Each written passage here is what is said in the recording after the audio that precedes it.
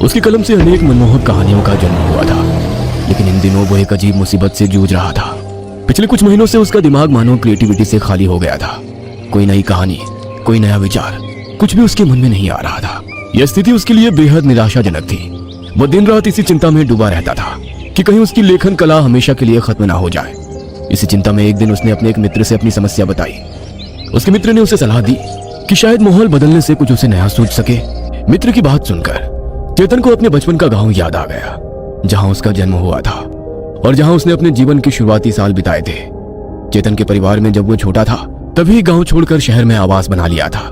तब से वो कभी गांव नहीं गया था, लेकिन उसके पिताजी ने अपने अंतिम समय में गांव के घर की चाबियां चेतन को सौंप दी थी। मित्र की सलाह और पिताजी की दी हुई चाबियों ने चेतन के मन में एक विचार पैदा किया। उसने सोचा कि क्यों ना कुछ समय के लिए वो गांव चला जाए और शांत वातावरण में रहकर नई कहानी ढूंढने का प्रयास करे। चेतन ने तुरंत गांव जाने का फैसला किया। चेतन करीब शाम के 8 बजे बस से अपने गांव के बस स्टैंड पर उतरा।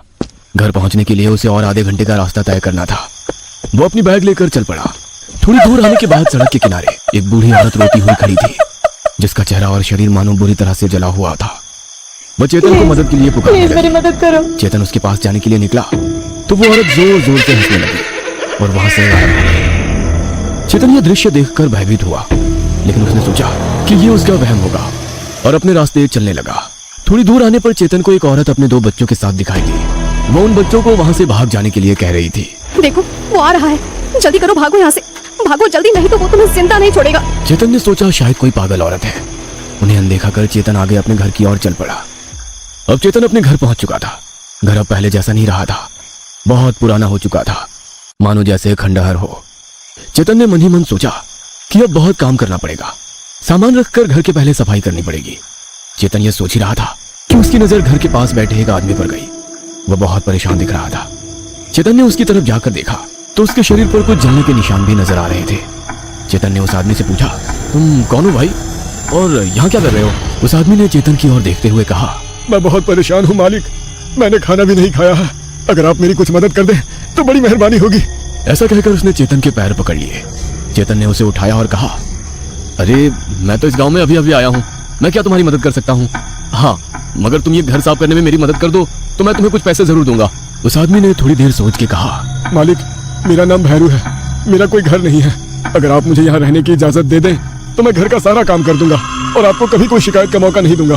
चेतन को भैरू का यह सुझाव पसंद आया और चेतन ने भैरू को घर में रहने की इजाजत दे दी।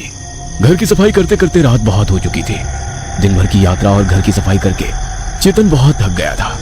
चेतन को नींद तो बहुत आ रही थी, लेकिन वो जब भी सोने का प्रयास करता उसे वो सड़क की बूढ़ी और वो बच्चों वाली पागल औरत सपने में दिखाई देते थे। सपने में वो चेतन को करीब आते और उससे मदद मांगते थे। घबराहट में चेतन की नींद खुल जाती थी। दिन बीतते जा रहे थे। चेतन को कुछ बेचैनी सी हो रही थी। उसे कोई कहानी भी सूझ नहीं रही थी। चेतन बहुत परेशान हो गया था। ऐसे ही एक रात चेतन ने शराब की बोतल खोली और शराब पीने लगा, मगर उसे अकेले पीने में मजा नहीं आ रहा था, इसलिए उसने भैरू को भी अपने साथ शराब पीने के लिए बुलाया। चेतन को देखकर भैरू ने पूछा, मालिक आप कुछ परेशान लग रहे हैं, क्या बात है? क्या मैं आपकी कोई मदद कर सकता हूँ? तुम मेरी क्या मदद करोगे भैरू? यहाँ मैं अपनी खुद मदद नहीं कर पा रहा हूँ। फिर भी मालिक बताकर तो देखिए, शायद मैं आपके कुछ काम आ सकूं। भैरू मैं एक लेखक हूँ, बहुत महीने हुए मुझे कोई भी अच्छी कहानी सूझ नहीं रही, इसलिए मैं यहाँ आया हूँ कि यहाँ आकर शायद कोई अच्छी कहानी सूझ जाए, मगर यहाँ भी वही हाल है। मालिक मैं आपको मेरी कहानी सुनाऊं, शायद आपको कुछ मदद मिले। तुम्हारी कहानी?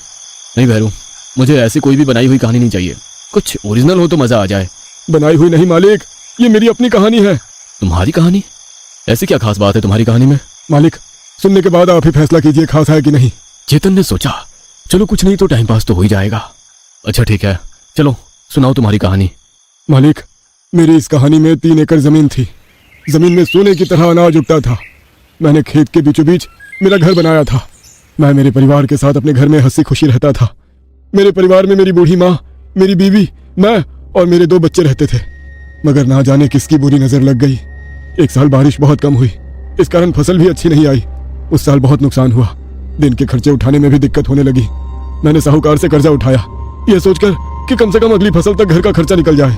कर्जा उतारने के लिए साहूकार ने साल भर की मुद्दत दी। 6 महीने हंसी खुशी से गुजर गए, मगर 7वें महीने में साहूकार घर आ पहुंचा और मुझसे मेरी जमीन बेचने की बात करने लगा। मैंने साफ मना कर दिया और उनसे कहा कि मैं साल खत्म होने तक उसके पैसे पूरे चुका दूंगा। मगर साहूकार की नजर मेरी जमीन पर थी। उसने ब्याज बढ़ाकर कर्जे की इतनी कीमत लगाई कि मेरी अगली 2 पीढ़ियां भी कर्जा उतार नहीं सकती थी। एक दिन मेरी बीवी के आग्रह से मैं साहूकार के घर उससे जवाब मांगने के लिए चला गया। तब साहूकार के नौकरों ने मुझे बहुत मारा। मैं बेहोश हो गया। जब मेरी आंख खुली तब मैं अपने खेत में पड़ा था। मेरे सामने मेरा घर आग से लिपटा हुआ था और मेरी बीवी, बच्चे और मेरी बूढ़ी माँ मुझे अंदर से मदद के लिए पुकार रहे थे। मैं तुरंत उठकर उन्हें बचाने के लिए उनकी ओर भागा, मगर दरवाजे पर ताला लगा हुआ था। मैंने एक बड़े पत्थर से ताला तोड़ दिया और घर के अंदर उन्हें बचाने के लिए चला गया। बस भैरू बस, अब आगे नहीं सुना जाता। क्या इसीलिए तुम्हारे शरीर पर जलने के निशान है? जी हाँ मालिक। चेतन ने अपने शराब का गिलास खत्म किया और सोने के लिए अंदर अपने कमरे में चला गया। दूसरे दिन चेतन उठा और भैरू को आवाज देने लगा। चेतन की आवाज सुनकर भैरू बाहर आ गया। जी मालिक, आपने मुझे बुलाया? हाँ भैरू, मुझे तुम्हारी कहानी सुनकर एक बड़ी अच्छी कहानी सूझी है। तुम्हारा बहुत बहुत शुक्रिया। अब मैं कहानी लिखने के लिए बैठ रहा हूँ, मुझे बिल्कुल भी डिस्टर्ब मत करना। मैं बुलाऊं तभी आना।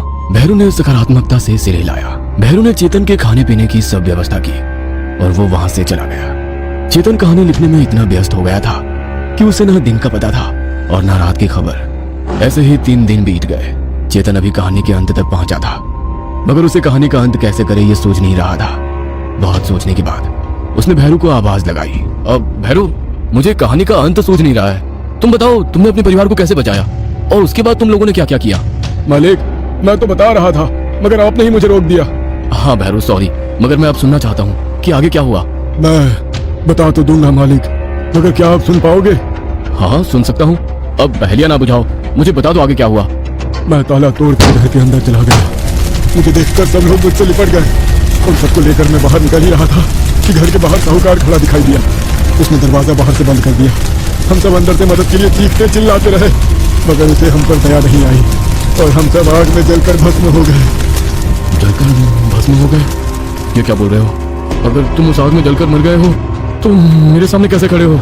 मालिक, सिर्फ मैं ही नहीं, मेरा पूरा परिवार यहाँ है, वो देखो। इतना बोलकर भैरू जोर जोर से हंसने लगा।